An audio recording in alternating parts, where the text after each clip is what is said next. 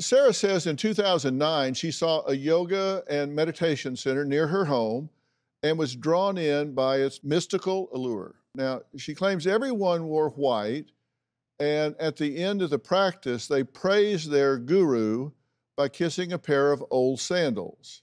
So we'll talk about that, but thanks for joining us. Thank you for having me. So you said that first you thought you were just joining a yoga meditation studio. Exactly. Did it feel mainstream when you started out? It really did. Yeah, the studio was located on one of the main streets and in a typical commercial building. So it didn't look like it was tucked away in a back alley somewhere. There were normal looking people going in, and everyone I knew did yoga. So I would never have imagined yoga could turn into such a big trap. When did you start to find out maybe this is more than I bargained for? It was a really slow process because at first, even the things that I now see as a red flag, like everyone worshiping the leader or chanting the 7-minute Sanskrit verse, I went along with it because it was explained so properly. I didn't realize how bad it was until I found out that the residential school within the ashram of this false guru was beating kids, even though they claimed to be a nonviolent place. And that's when I started kind of looking back at all the abuse that I had endured there, the verbal assault, the name calling, the body shaming, and even sexual abuse. And I realized this wasn't for my own higher good. This really was something extremely damaging. And you looked past a lot of this stuff in the beginning because you wanted it to be okay. Absolutely. And you got a lot of pressure to recruit others. Yes. And some of this was not cheap, right? No, there were $15,000 programs that we had to recruit for. And did you know where that money was going? No.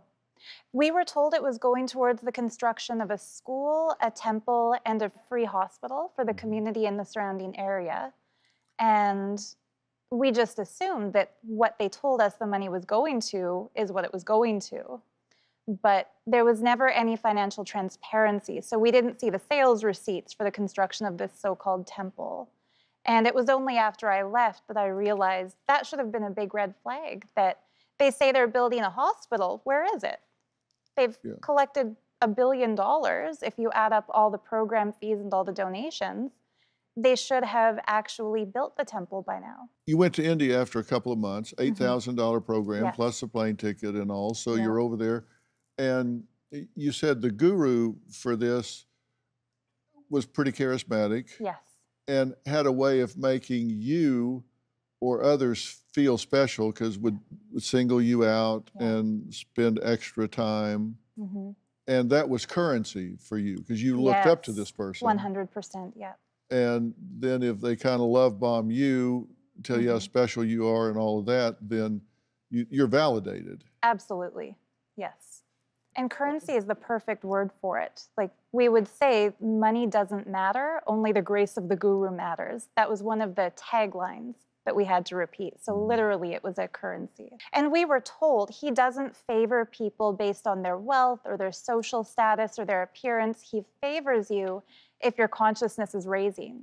And so his attention was also kind of seen as a validation for the practice we were doing.